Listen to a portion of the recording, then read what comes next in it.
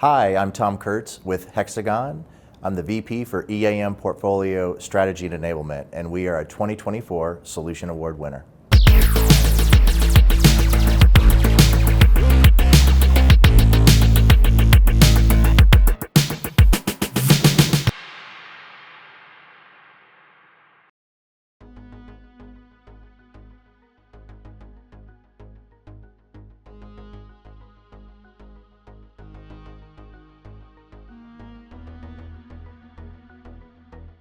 I would love to talk to you about the HxGN EAM program and what it does for our customers. First and foremost, it helps customers be way more optimized in terms of how they manage their maintenance.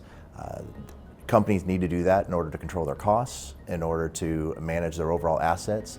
With larger ESG regulations and considerations, companies are caring much more about sustainability, and being able to manage the entire life cycle of those assets is a big part of that.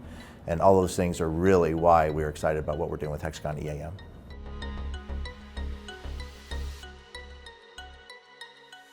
Yeah, absolutely. So in terms of how HxGN EAM software is changing the landscape for EAM software in general, I think the biggest example I would use here is, so you hear the term EAM, Enterprise Asset Management.